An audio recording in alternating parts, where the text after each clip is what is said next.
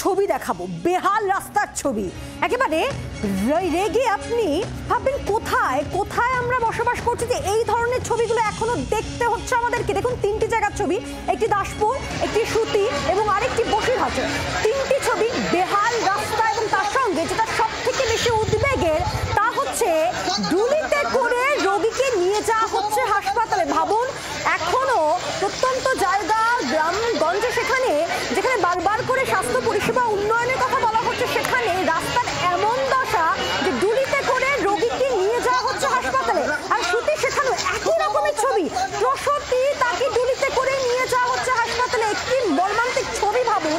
আর বসিরহাট, সেখানেও সে একই ছবি। অর্থাৎ পরিষেবা, চিকিৎসা পরিষেবা পেতে এই বেহাল রাস্তার জন্য রোগী, প্রসূতি, রোগীর পরিবারকে কি পরিমাণে সমস্যার মধ্যে দিয়ে যেতে হচ্ছে, একেবারে ঝুঁকির যাতায়াত বলতেই হচ্ছে।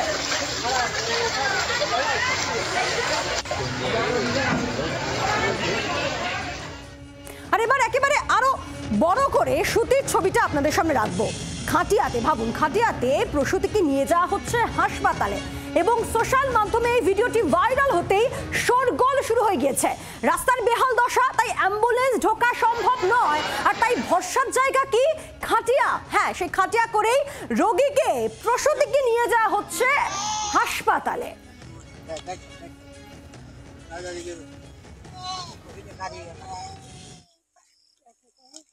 একটা মহিলা গর্ভবতী আছে, নিয়ে যাওয়ার এমার্জেন্সি আছে, কি করে যাবেন আপনি বলেন?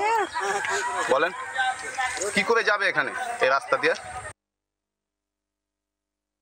9/2/2024 রাস্তার কাজের ডেটে হয়েছিল এবং ইমানি বিশ্বাস মহাশয় এসে নারকেল ফাটিয়ে গিয়েছিলেন রাস্তা উদ্বোধন করার জন্য।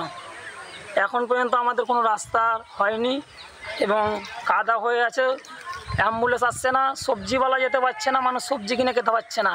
আর কাদাতে কি বলবো, বাচ্চা ছেলেগুলো যে আসছে প্রাইমারি স্কুল যাবে, জুতো মাথায় করে নিয়ে স্কুল যেতে হচ্ছে তাদেরকে। এর চাইতে দুঃখের বিষয় কিছু নেই। আমার মা বোন যখন গর্ভবতী যাচ্ছে, খাটে করে নিয়ে যেতে হচ্ছে, অ্যাম্বুলেন্স আসছে না। নিজেকে খুব ছোট মনে হয় এবং মনে হয় যে 1947 সালে এখন আমরা বাস করছি অনেক পিছিয়ে। সত্যি এই ছবি লজ্জার। তবে মুর্শিদাবাদের সুতির পর একই ছবি দেখা গেল বসিরহাটে। রাস্তা বেহাল, বাঁশের ডুলি ভরসা, একের পর এক জায়গায় ডুলিতে রোগী পরিবহন। সুতি, দাসপুরের পর এবার বসিরহাট। রাস্তার দাবিতে পথ অবরোধ, বিক্ষোভ।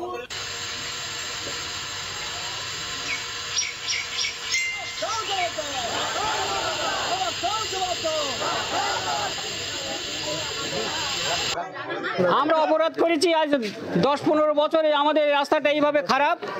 হ্যাঁ, আমরা কিভাবে চলতেই পারি না। এটা নয়, এখান থেকে 3 কিলোমিটার পর্যন্ত রাস্তা এরকম বেহাল দশা। বাচ্চারা স্কুলে যেতে পারে না, স্কুলের গাড়ি ঢোকে না। এমএলএ কে বলা হয়েছিল, কিন্তু এমএলএ তো বারবার আমাদেরকে প্রতিশ্রুতি দিয়েই যায়, কিন্তু কোনো রকম কোনো কাজের সম্মুখীন ওরা হয় না।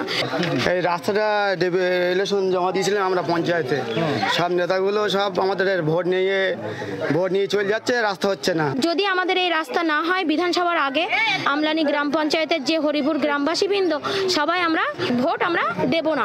রাস্তা তো অবশ্যই দরকার আমাদের। এখন চাই আমাদের রাস্তাটা কিভাবে করে দেবেন আপনারা দেন।